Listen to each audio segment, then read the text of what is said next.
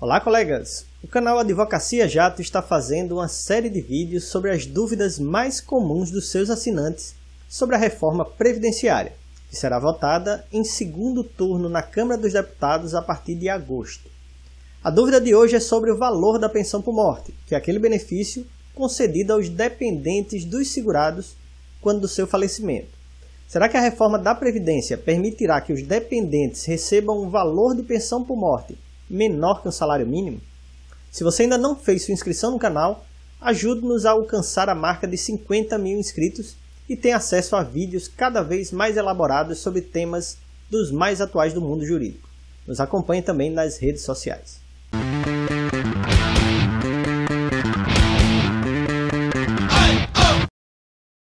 Pois bem, o tema de hoje é sobre a pensão por morte após a reforma previdenciária. Mas para nós entendermos como irá ficar a pensão por morte, vamos antes entender como é a pensão por morte hoje. Já falei que a pensão por morte é um benefício pago aos dependentes do segurado falecido. Mas quais são esses dependentes? Os dependentes da pensão por morte são divididos em níveis. No primeiro nível está o cônjuge, ou companheiro ou companheira, que é aquela pessoa que foi em vida escolhida pelo segurado para formar uma família. Nesse mesmo nível estão os filhos do segurado falecido, menores de 21 anos ou inválidos, que concorrem em situação de igualdade com o cônjuge ou companheiro. Mas o que quer dizer concorrer em igualdade? Quer dizer que os dependentes de primeiro nível do segurado falecido recebem todos o mesmo valor. Não há distinções pelo fato de ser esposa ou filho do atual ou de antigos relacionamentos. Uma observação. O ex-cônjuge ou ex-companheiro ou companheira que recebam pensão alimentícia, que é aquela paga após o fim do relacionamento, quando o segurado ainda está vivo, também tem direito a concorrer à pensão por morte neste nível. O mesmo ocorre em relação ao menor enteado e o tutelado, que comprovem a dependência econômica do segurado falecido. Já os dependentes de segundo nível, que são os pais do segurado falecido, só são chamados a receber a pensão por morte se não houver dependentes de primeiro nível. Ao contrário dos dependentes de primeiro nível, os pais devem comprovar a total dependência econômica em relação ao filho falecido. No terceiro nível estão os irmãos menores de 21 anos ou inválidos, que só recebem a pensão por morte se não houver dependentes nem de primeiro nem de segundo nível. E como é calculada a pensão por morte hoje? Atualmente, a pensão é calculada sempre com base em 100% do salário de benefício, que pode ser obtido de duas formas. Se o segurado faleceu trabalhando, pela média dos 80% maiores salários de contribuição ou remuneração do segurado falecido, desde julho de 1994 até a data da aposentadoria. Já se o segurado faleceu aposentado, pelo valor do benefício por ele recebido. A pensão por morte concedida a partir de 17 de junho de 2015 só será vitalícia para os dependentes inválidos ou para o cônjuge inválido ou maior de 44 anos, pois para todos os outros a pensão por morte será temporária. Isso vale tanto para os filhos, quando completam a maioridade aos 21 anos, como para o cônjuge, por implemento da idade prevista no artigo 77 da Lei 8213. À medida que cada dependente vai deixando de receber sua parte na pensão, que como vimos é igual a todos os outros dependentes, a parte dele é hoje dividida novamente entre os dependentes que sobraram. Então, como ficará após a reforma? Após a reforma, os dependentes não mudam. São aqueles mesmos previstos na Lei 8213/91. O que vai mudar primeiramente é o cálculo do benefício e a relação com o número de dependentes habilitados. Como assim?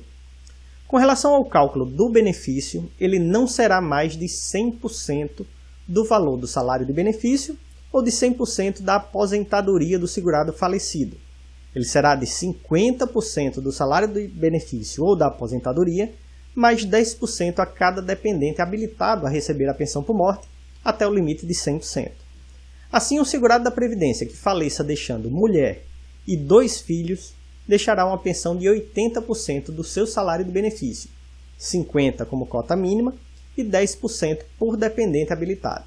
Além disso, com a reforma, à medida que os dependentes forem deixando essa condição, a cota de 10% dele deixa de ser paga e o benefício será novamente dividido entre os dependentes sem cota familiar do dependente que se retirou. Assim, no exemplo que demos, a pensão por morte, que era de 80% dividida para os 3 dependentes, se um deles deixa de ser dependente, passa a ser de 70% e será novamente dividida, dessa vez para os 2 dependentes restantes. Agora, atenção! A reforma prevê que, enquanto houver um dependente inválido ou com deficiência física, mental ou intelectual grave, a pensão será sempre de 100% para o regime geral de previdência social. E para os servidores públicos dos regimes próprios, de 100% até o teto da Previdência. E com a aplicação da regra que expusemos antes, somente para o que superar o teto do regime geral. Caso o dependente deixe de ser inválido ou faleça, a pensão deverá ser recalculada na forma da regra geral. Mas você deve estar se perguntando, afinal de contas, assisti esse vídeo até aqui para saber, o benefício de pensão por morte poderá ser menor do que um salário mínimo? A resposta é sim. Acontece que a reforma limitou a aplicação do parágrafo 2º do artigo 201 da Constituição apenas para aquelas situações em que a pensão por morte for a única fonte de renda formal do dependente. Ou seja, caso o dependente detenha outra forma de rendimento, como o salário da mãe ou mesmo sua aposentadoria, o benefício poderá ser menor que um salário mínimo. E quando é que ele será menor que um salário mínimo? Será menor que um salário mínimo sempre que essa relação entre a cota familiar inferior a 5 dependentes e o valor do salário de benefício resultar em um benefício menor que um salário mínimo. Vamos ao exemplo. Imagine um aposentado do regime geral que falece deixando apenas uma esposa e um filho. Imagine ainda que sua aposentadoria é de apenas um salário mínimo. A pensão por morte será calculada, portanto, em 70% de um salário mínimo, 50% da cota mínima e 10% a cada dependente. Essa regra não se aplicará somente se a família não tiver nenhuma outra fonte de renda formal. Esse ponto da reforma é extremamente discutível do ponto de vista da constitucionalidade. Digo isso porque, no meu entender, viola o princípio da igualdade diferenciar um conjunto de dependentes exclusivamente levando em consideração a existência de uma renda formal, além de ser quase impossível de avaliar as condições econômicas da família simplesmente pelo aspecto do rendimento formal.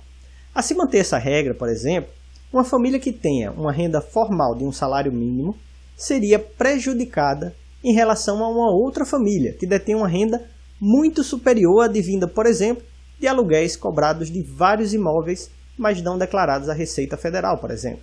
Pois é, pessoal, esse foi o vídeo de hoje. Nos ajude a chegar a 50 mil inscritos fazendo sua inscrição no canal e ativando o sininho de notificações.